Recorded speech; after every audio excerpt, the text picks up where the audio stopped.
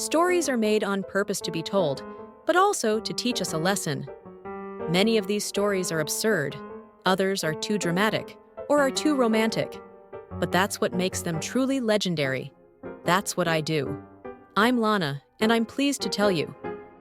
Welcome to the first video of Not the Brightest Bulbs in the Box.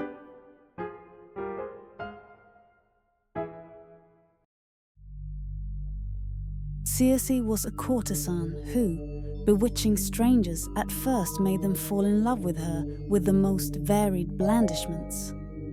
Then, when they were already in the grip of passion, she kept them in her power, dragged, as they were, by their irrational desires towards pleasure. I mean, it's alright, like, overrated as fuck, in my opinion. I mean, and you know what, though? That's typically how the bullshit goes, you feel me? But who is Circe?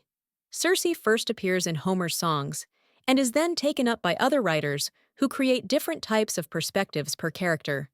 Therefore, Circe, daughter of Helios, the sun, is introduced in the 10th canto of the Homeric poem Odyssey, which tells the stories and adventures of Ulysses during his journey back to his motherland.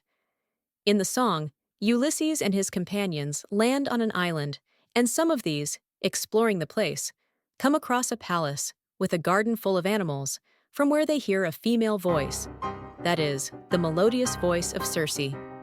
The goddess welcomes strangers and offers them a thirst-quenching and energizing drink called Sicyon, which is nothing more than a very powerful infusion capable of transforming men into animals. In this case, Odysseus's companions are transformed into pigs and are locked up in a pigsty.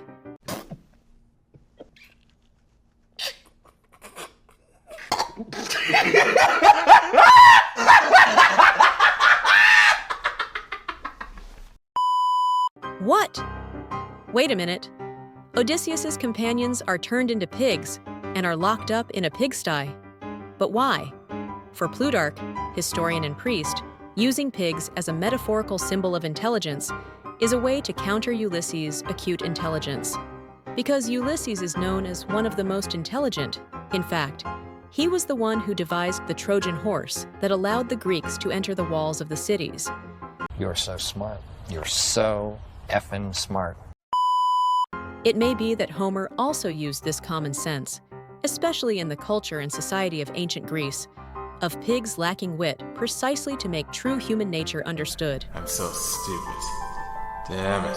So Circe has a unique power, which is to turn people into animals. But it transforms all men into pigs, or into the animal they represent internally, or simply into the animal that chooses the sorceress. In Miller's book that fictionalizes Circe's story, it seems that this power is irrational. Hey, who left this bowl of onions here? That is, Circe does not decide what to transform people into, but based on her emotions. The link with magic and human or being nature, she transforms them into animals or fantastic creatures. Such is the story of Scylla, who was a sea nymph who out of jealousy was transformed into a monster while bathing. What? Bro, what are you talking about, man? Instead of a waistline, he had 6 dog heads, a huge torso, and instead of legs, she had snakes.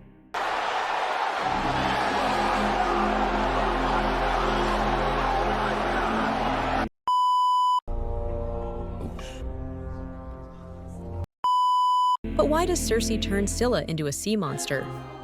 The story goes like, Glauco, a sailor, meets Circe on the coast of the sea and falls in love with her. Circe reciprocates his feelings, and to express her great love, she decides to fulfill one of his wishes. She takes a magical plant and makes him eat it, becoming a god of the sea, half man and half fish, practically a newt. What was the reason? I had a reason. What was the reason? I had a reason. What was the reason?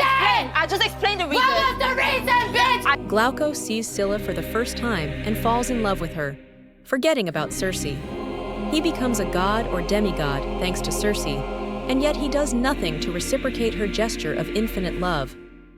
Circe, on the other hand, instead of taking revenge on him who abandoned her, decides to punish Scylla, in fact, by turning her into a monster.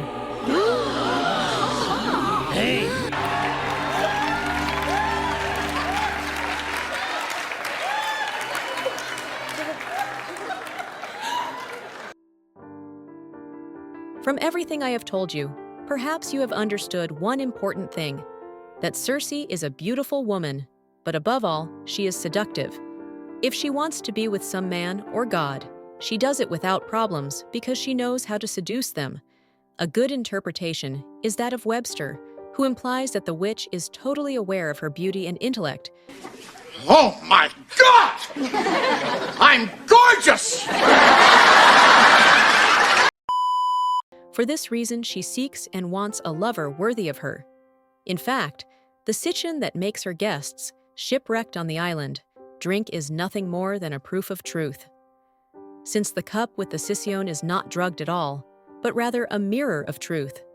She is not a cruel transformer, but a demanding woman who does not know the artifice of flattery and therefore sends back to men the faithful reflection of their bestial face. It is not she who sexually tempts visitors, but it is they who torment her with their desire, like the suitors with Penelope, without being reciprocated. It is not violence, distortion, or oppression that Circe desires, but reciprocity, love, and passion. Circe then waits for the man of her life and tests anyone who tries to conquer her.